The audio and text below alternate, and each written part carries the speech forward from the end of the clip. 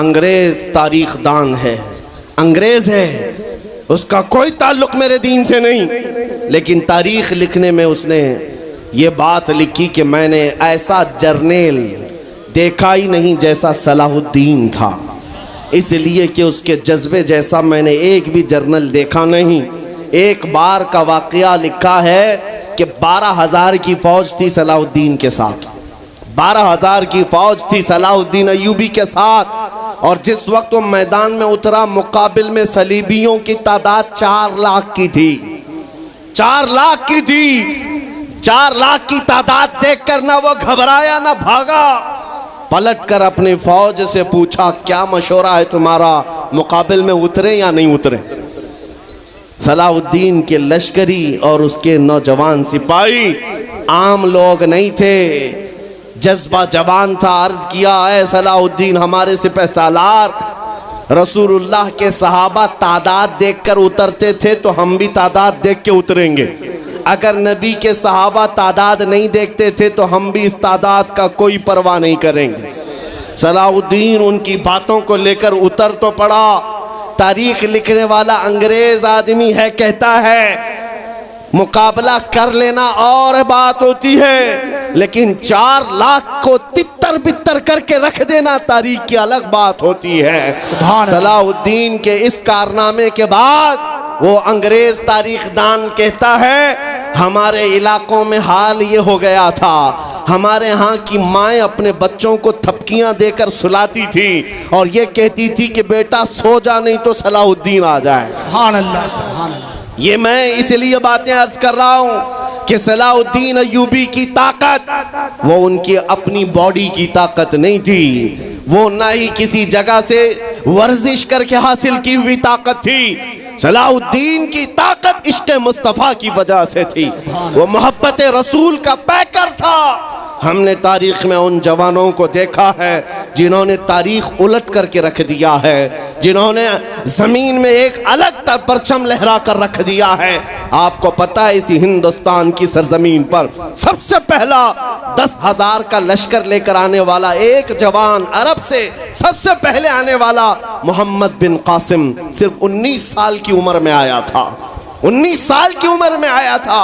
किस लिए आया था? माल लूटने नहीं आया था, यहाँ जगह कब्जा करने नहीं आया था। जैसे आज तारीख तोड़ मरोड़ करके बताई जा रही है, जितने बादशाह आए सब आक्रमण किए, सारे लोग यहाँ लूटपाट करने आए थे, ये तारीख तोड़ मरोड़ कर बयान की जाती है। मेरे अजीजों इस पर फिर कभी गुफ्तगू करेंगे, लेकिन मोहम्मद बिन कासिम क्यों आया था? इलाहाबाद के एक पंडित है, उन्होंने खुद लिखा है, मैं अपनी बात नहीं पंडित जी की बात कह रहा हूँ।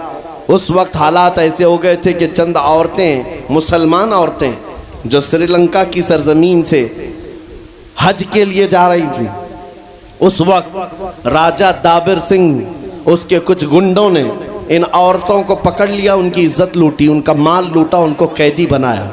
उन औरतों ने उस वक्त पुकार कर कहा था कि कोई है जो हमारी इज्जत बचाएगा। कोई तिजारत करने वाला बाहर से आया हुआ ताजिर बात सुन करके अरब गया। अरब में जाकर गवर्नर जो था उसके सामने वाकया बयान कर रहा था। 19 साल का जवान मोहम्मद बिन कासिम वहाँ से गुजर रहा था। उसने इतना वाकया सुना कि हिंद की सरजमीन पर कुछ हमारी बहनों की इज्जत लूटी जा रही है। वहीं खड़े होकर उसने कहा लब्बैक या उख्ती, ऐ मेरी बहन मैं तेरी इज्जत की हिफाजत के लिए आ रहा हूँ। वहाँ से पुकारा अपने चचा जो गवर्नर था उस वक्त, उससे 10,000 का लश्कर लेकर के सबसे पहले यहाँ आने वाला मोहम्मद बिन कासिम किस लिए आया था? माल लूटने के लिए नहीं, औरतों की इज्जत बचाने के लिए आया था। हिंदुस्तान की सरजमीन पर कदम रखा और उसके बाद सामने मुकाबिल में फौरन जंग के लिए नहीं आया। कहा कि जिन औरतों को कैदी बनाया वो छोड़ दो, जो हज के लिए जा रही थी उन्हें आजाद कर दो, और दूसरी बात जिन्होंने गुंडागर्दी की है उन्हें पकड़ो और जेल में डालो। राजा को घमंड था, उसने इनकार किया तो मोहम्मद बिन कासिम ने कहा चलो आओ मोहम्मद अरबी के शेरों से मुकाबला हो जाए। 3 दिन का मुकाबला हुआ था, न राजा बचा न बाजा बचा, सारे हजारे इधर से उधर हो गए और मोहम्मद बिन कासिम का परचम लहराया। मेरे अजीजों, औरतों की इज्जत का मुहाफिज 19 साल का जवान था, जिसने आते ही औरतों की इज्जत भी बचाई और मेरे दीन का परचम भी लहराया। मैं आज पूछता हूँ हमारी उम्रें कितनी हो गई? कई जवान 25 साल 30 साल क्रॉस कर चुके। आज बहुत सारी औरतों की इज्जतें जब लूटी जाती हैं, तुम तो मोबाइल में देख देख करके शेयर कर देते हो, वीडियो इधर से उधर फैला देते हो और उसके बाद समझते हो हम बहुत बड़ा काम कर रहे हैं। हर कोई यही कहता है सबको शेयर करो, सबको शेयर करो। काय के लिए शेयर करो? मेरे अजीजों, ये कौन सी जंग लड़ रहे हो? व्हाट्सएप मोबाइल की जंग लड़ रहे हो? तुम्हारे अंदर अगर गैरत बाकी है तो मेरे अजीजों, किसी की इज्जत लुटते हुए देखकर तुम तमाशा नहीं कर सकते। ईमान बेदार करो, ईमान बेदार करो।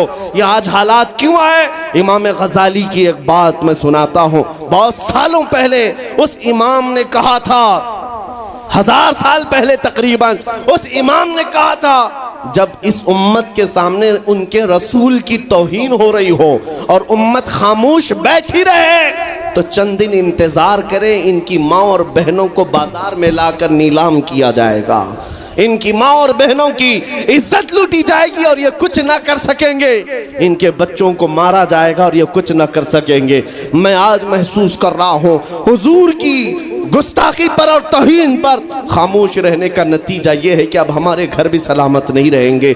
लोग आज चीख रहे हैं, मस्जिदें वीरान हो गई, मस्जिदें टूट रही हैं, खानकाहें टूट रही हैं, न जाने कितने मज़ारात बिल्डोजर से ख़त्म किए जा रहे हैं। ये तमाम बातें अपनी जगह पर। मैं आपसे पूछता हूँ, जाने ईमान रसूलुल्लाह तरह चल तो नहीं सका, लेकिन खुद कैसे चलता था ये भी भूल गया और मैं उसको थोड़ा बदल करके अपनी कौम के लिए कहता हूँ, शेर चला कुत्ते की चाल और अपनी चाल भूल गया।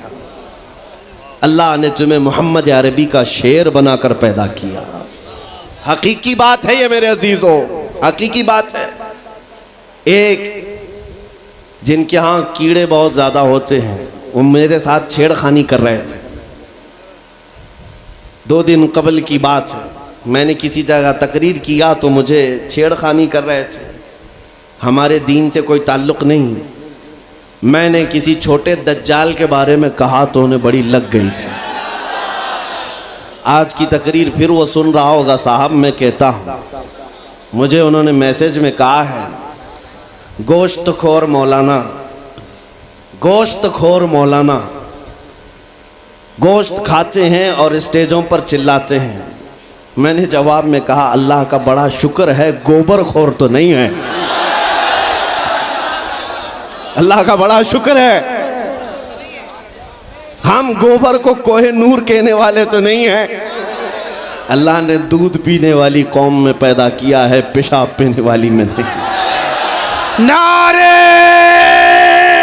तकबीर, नारे रिसालत, नारे हैदरी। मेरे अजीजों, ये कोई बात लतीफे की नहीं है और ना ही छेड़खानी की बात है। मैं उनसे कहता हूँ, हमें छेड़ो मत, हम अपने नबी की बात करते हैं, हम अपने नबी की बात करते हैं और जहाँ फिर तुम छेड़ोगे तो फिर हम अपने तौर पर जवाब भी देते रहेंगे इंशाअल्लाह। इसलिए कि अपनी अपनी किस्मत की बात है। मुझे गोश्त खोर मौलाना कह रहे हो और ख़ुद की हालत मालूम नहीं है। अल्लाह करीम का शुक्र है कि हमने दुनिया में देखा है गोश्त खाने वाला भी शेर ही हुआ करता है और गोबर खाने वाला सूअर तो नहीं है। अल्लाह का बड़ा करोड़ा एहसान है।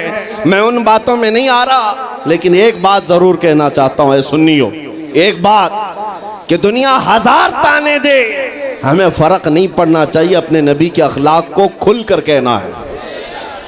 मैं आपसे पूछता हूँ, क्या हमारा ये ईमान है या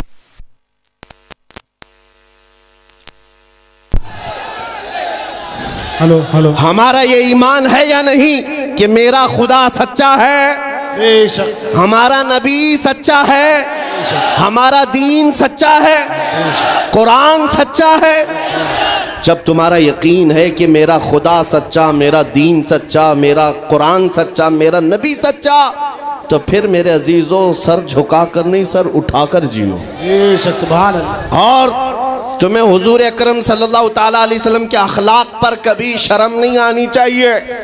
कोई टोपी पर, कोई दाढ़ी पर ताने मारता है तो उसको नजरअंदाज करो, इसलिए कि मरने के बाद इस कीड़े को मुंह नहीं दिखाना है, आमिना के लाल को मुंह दिखाना है। सुभान अल्लाह। ताना देता है तो देकर मर जाएगा, हमें फर्क नहीं पड़ता, हमारे लिबास से जलते हो तो और जलो, मरो, इसलिए कि जिसकी किस्मत में यहाँ भी जलना वहाँ भी जलना।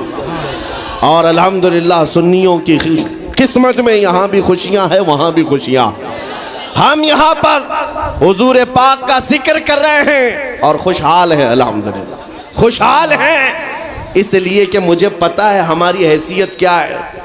खुशहाल हैं आप भी, हम हैं। ये छोटी मोटी शिकायतें तो सब करते हैं आप, कि बीमारी है, घर में खाना पानी नहीं है, धंधा नहीं चल रहा है, बिजनेस नहीं चल रहा है, सब लॉस में है, जॉब नहीं है, सब शिकायतें तुम्हारी है, हमें पता है।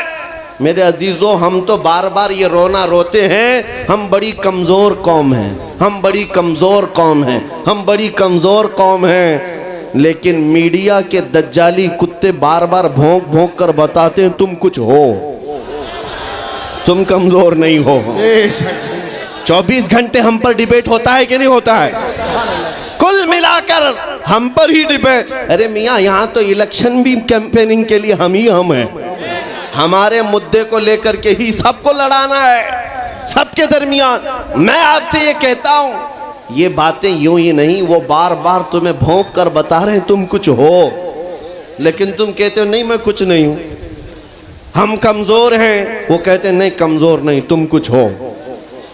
एक तरफ तो कहते हैं कुछ नहीं है, सब बिखरे हुए लोग हैं, पंचर पुत्र भी कहते हैं, लेकिन फिर हम उनसे कहते हैं मियाँ पंचर पुत्र है तो 24 घंटे डिबेट हम पर क्यों करते हो?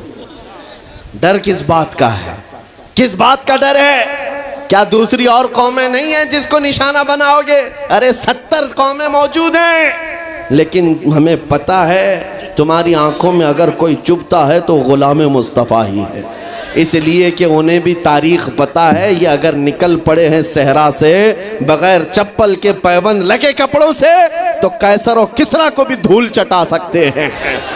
वह दुनिया की सुपर पावर ताकतों को घुटने टेकने पर मजबूर करने वाली कौम वो उमर बिन खत्ताब के शागिर्द थे, सहाबाए कराम थे। दुनिया को तारीख पता है कि ये जिस दिन पढ़ने लग गए खालिद बिन वलीद को, जिस दिन ये पढ़ने लग गए सलाहुद्दीन अय्यूबी को, जिस दिन इनको कोई कहने लग गया कि तुम्हारा कोई शिहाबुद्दीन गौरी भी था, तुम्हारा कोई औरंगजेब भी था, तो फिर ये मुर्दा और मुरझाई हुई कौम दोबारा उठने लग गई तो अच्छे अच्छों की नींद हराम हो सकती है।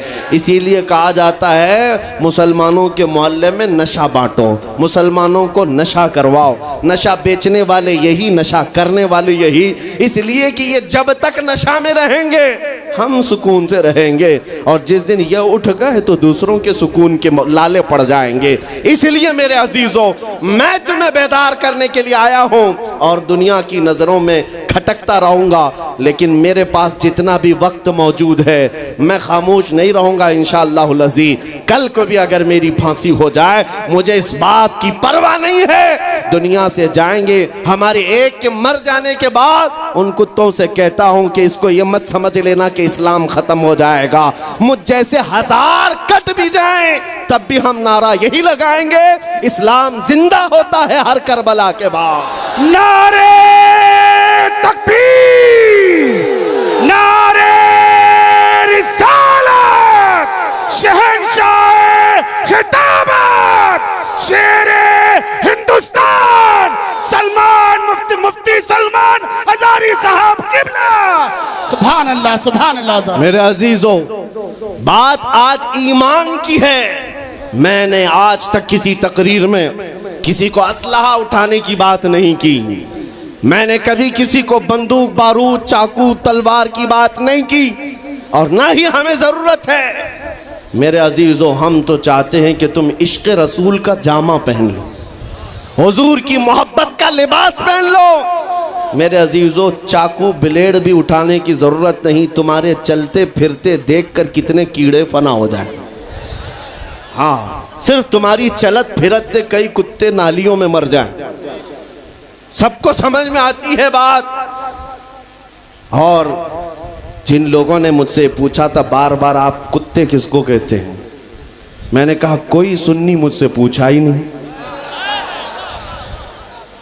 किसी ने मुझसे पूछा ही नहीं। ये सारी तकरीरें सुन रहे हैं, आपने पहले ही पूछा तो कहीं ऐसा तो नहीं कि जख्म पर जाकर बात लगी हो। खैर मेरे अजीजों, आपको मैं बारहा बेदार इस बात के लिए करना चाहता हूं, हुजूर के अगर गुलाम हैं तो पूरे गुलाम बनो, पूरे गुलाम।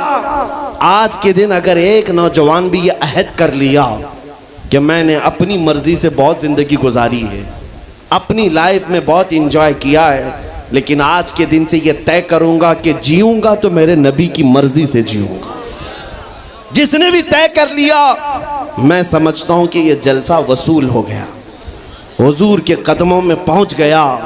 मैं बताओ ऐ नौजवानों, बचा क्या है हमारी जिंदगी में और क्या बाकी है? क्या चाहिए तुम्हें? पूरी दुनिया तुम नाक रगड़ रगड़ कर हासिल कर भी लिए तो एक दिन तो मौत आनी है, एक दिन तो दुनिया से जाना है। सारी दौलत छोड़ कर जाओगे, इस बात पर सबका यकीन है। तुमने खुद अपने हाथों से कितने मुर्दे दफनाए, तुमने कितने लोगों की कब्रों को खुद अपने हाथों से बंद किया। आज जो ये आंखें खुली हैं अचानक बंद कर दी जाएंगी, ये धड़कनें रुक जाएंगी, तुम हाथ पैर भी नहीं उठा सकते, और ये पूरे लोग उठाकर तुम्हें इतनी छोटी कब्र में डाल कर आते हैं जहां करवट लेने की भी जगह नहीं, सांस और हवा के लिए कोई रोशनदान नहीं, खिड़की नहीं। इतने घने अंधेरे के अंदर तुम तन्हा होते हो।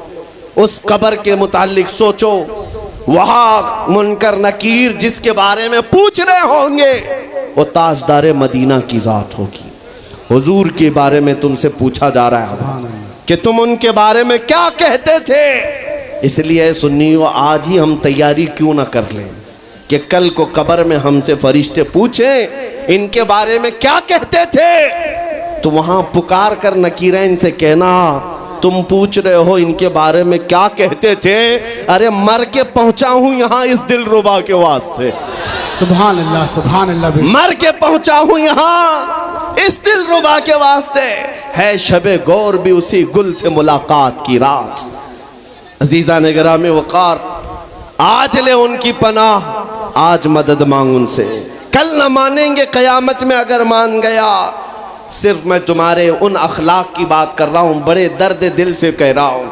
आ जाओ वापस उस नुक्ते पर जहाँ मेरे नबी ने हमें छोड़ा था, आ जाओ उस रास्ते पर जिस पर चलने वालों पर अल्लाह ने इनाम नाजिल किया है। आपको पता है वो सहाबा कराम, ताबईन और औलिया कामिलीन का रास्ता था कि जिनके बारे में इकबाल ने कहा, दी अजाने कभी यूरोप के कलीसाओं में तो कभी अफ्रीका के तपते हुए सहराओं में, दश्त तो दश्त है दरिया भी न छोड़े हमने, बहरे जुल्मात में दौड़ा दिए घोड़े हमने, आ गया ऐन लड़ाई में गर वक्त नमाज, किबला रूहों के जमीन बोस हुई कौमे हिजाज। एक ही सब में खड़े हो गए महमूद आयाज, न कोई बंदा रहा न कोई बंदा नवाज। यह हमारी तारीख थी, यह हमारी तारीख थी, मोहम्मद अरबी सल्लल्लाहु तआला अलैहि वसल्लम के गुलामों की तारीख थी। वो जिस जगह जाते थे परचमे इस्लाम लहराते थे, जहां चल पड़े हवाओं का रुख मोड़ दिया, आंधियों को तोड़ दिया, समंदरों में रास्ता बना लिया, अरे दरिया दजला में घोड़े दौड़ा दिए। ये नबी पाक के गुलाम थे, दुनिया उनसे खौफजदा थी। क्या था उनका नारा? उनका नारा ये था, टल न सकते थे जंग में अगर अड़ जाते थे, पांव शेरों के मैदान से उखड़ जाते थे, अरे हक से सरकश हुआ कोई तो बिगड़ जाते थे, तेग क्या चीज है हम तोप से भी लड़ जाते थे। नारे तकबीर, नारे रिसालत, देखो देखो कौन आया, देखो देखो कौन आया। तवज्जो की बात है, हम उस कौम के वारिसीन में से हैं, दुनिया जिनकी तारीख जानती है। आपको पता है अंग्रेज तारीख दान है, अंग्रेज है, उसका कोई ताल्लुक मेरे दीन से नहीं, लेकिन तारीख लिखने में उसने ये बात लिखी कि मैंने ऐसा जर्नेल देखा ही नहीं जैसा सलाहुद्दीन था, इसलिए कि उसके जज्बे जैसा मैंने एक भी जर्नल देखा नहीं। एक बार का वाकया लिखा है कि 12,000 की फौज थी सलाहुद्दीन के साथ, 12,000 की फौज थी सलाहुद्दीन अय्यूबी के साथ। और जिस वक्त वो मैदान में उतरा, मुकाबिल में सलीबियों की तादाद 4 लाख की थी, 4 लाख की थी। 4 लाख की तादाद देखकर ना वो घबराया ना भागा, पलटकर अपनी फौज से पूछा, क्या मशवरा है तुम्हारा, मुकाबिल में उतरे या नहीं उतरे? सलाहुद्दीन के लश्करी और उसके नौजवान सिपाही आम लोग नहीं थे, जज्बा जवान था। अर्ज किया, है सलाहुद्दीन हमारे सिपह सालार, रसूलुल्लाह के सहाबा तादाद देखकर उतरते थे तो हम भी तादाद देख के उतरेंगे। अगर नबी के सहाबा तादाद नहीं देखते थे तो हम भी इस तादाद का कोई परवाह नहीं करेंगे। सलाहुद्दीन उनकी बातों को लेकर उतर तो पड़ा। तारीख लिखने वाला अंग्रेज आदमी है, कहता है मुकाबला कर लेना और बात होती है, लेकिन 4 लाख को तितर बितर करके रख देना तारीख की अलग बात होती है। सलाहुद्दीन के इस कारनामे के बाद वो अंग्रेज तारीखदान कहता है, हमारे इलाकों में हाल ये हो गया था, हमारे यहाँ की माएँ अपने बच्चों को थपकियां देकर सुलाती थी और ये कहती थी कि बेटा सो जा नहीं तो सलाहुद्दीन आ जाए। सुभान अल्लाह, सुभान अल्लाह। ये मैं इसलिए बातें अर्ज कर रहा हूं कि सलाहुद्दीन अय्यूबी की ताकत वो उनकी अपनी बॉडी की ताकत नहीं थी, वो ना ही किसी जगह से वर्जिश करके हासिल की हुई ताकत थी। सलाहुद्दीन की ताकत इश्क़ मुस्तफ़ा की वजह से थी, वो मोहब्बत रसूल का पैकर था। हमने तारीख में उन जवानों को देखा है जिन्होंने तारीख उलट करके रख दिया है, जिन्होंने जमीन में एक अलग परचम लहरा कर रख दिया है। आपको पता है इसी हिंदुस्तान की सरजमीन पर सबसे पहला 10,000 का लश्कर लेकर आने वाला एक जवान, अरब से सबसे पहले आने वाला मोहम्मद बिन कासिम सिर्फ 19 साल की उम्र में आया था। 19 साल की उम्र में आया था। किस लिए आया था? माल लूटने नहीं आया था, यहाँ जगह कब्जा करने नहीं आया था। जैसे आज तारीख तोड़ मरोड़ करके बताई जा रही है, जितने बादशाह आए सब आक्रमण किए, सारे लोग यहाँ लूटपाट करने आए थे। ये तारीख तोड़ मरोड़ कर बयान की जाती है। मेरे अजीजों, इस पर फिर कभी गुफ्तगू करेंगे। लेकिन मोहम्मद बिन कासिम क्यों आया था? इलाहाबाद के एक पंडित है, उन्होंने खुद लिखा है, मैं अपनी बात नहीं पंडित जी की बात कह रहा हूँ। उस वक्त हालात ऐसे हो गए थे कि चंद औरतें, मुसलमान औरतें जो श्रीलंका की सरजमीन से हज के लिए जा रही थी, उस वक्त राजा दाबिर सिंह उसके कुछ गुंडों ने इन औरतों को पकड़ लिया, उनकी इज्जत लूटी, उनका माल लूटा, उनको कैदी बनाया। उन औरतों ने उस वक्त पुकार कर कहा था कि कोई है जो हमारी इज्जत बचाएगा। कोई तिजारत करने वाला बाहर से आया हुआ ताजिर बात सुन करके अरब गया। अरब में जाकर गवर्नर जो था उसके सामने वाकया बयान कर रहा था। 19 साल का जवान मोहम्मद बिन कासिम वहाँ से गुजर रहा था। उसने इतना वाकया सुना कि हिंद की सरजमीन पर कुछ हमारी बहनों की इज्जत लूटी जा रही है। वहीं खड़े होकर उसने कहा, लब्बैक या उख्ती, ऐ मेरी बहन, मैं तेरी इज्जत की हिफाजत के लिए आ रहा हूँ। वहाँ से पुकारा अपने चचा जो गवर्नर था उस वक्त, उससे 10,000 का लश्कर लेकर के सबसे पहले यहाँ आने वाला मोहम्मद बिन कासिम किस लिए आया था? माल लूटने के लिए नहीं, औरतों की इज्जत बचाने के लिए आया था। हिंदुस्तान की सरजमीन पर कदम रखा और उसके बाद सामने मुकाबिल में फौरन जंग के लिए नहीं आया। कहा कि जिन औरतों को कैदी बनाया वो छोड़ दो, जो हज के लिए जा रही थी उन्हें आज़ाद कर दो, और दूसरी बात, जिन्होंने गुंडागर्दी की है उन्हें पकड़ो और जेल में डालो। राजा को घमंड था, उसने इनकार किया तो मोहम्मद बिन कासिम ने कहा, चलो आओ मोहम्मद अरबी के शेरों से मुकाबला हो जाए। 3 दिन का मुकाबला हुआ था, न राजा बचा न बाजा बचा, सारे हजारे इधर से उधर हो गए और मोहम्मद बिन कासिम का परचम लहराया। मेरे अजीजों, औरतों की इज्जत का मुहाफिज 19 साल का जवान था, जिसने आते ही औरतों की इज्जत भी बचाई और मेरे दीन का परचम भी लहराया। मैं आज पूछता हूं, हमारी उम्रें कितनी हो गई? कई जवान 25 साल 30 साल क्रॉस कर चुके, आज बहुत सारी औरतों की इज्जतें जब लूटी जाती हैं, तुम तो मोबाइल में देख देख करके शेयर कर देते हो, वीडियो इधर से उधर फैला देते हो और उसके बाद समझते हो हम बहुत बड़ा काम कर रहे हैं। हर कोई यही कहता है सबको शेयर करो, सबको शेयर करो, काय के लिए शेयर करो? मेरे अजीजों, ये कौन सी जंग लड़ रहे हो? व्हाट्सएप मोबाइल की जंग लड़ रहे हो? तुम्हारे अंदर अगर गैरत बाकी है तो मेरे अजीजों, किसी की इज्जत लुटते हुए देखकर तुम तमाशा नहीं कर सकते। ईमान बेदार करो, ईमान बेदार करो। ये आज हालात क्यों आए? इमाम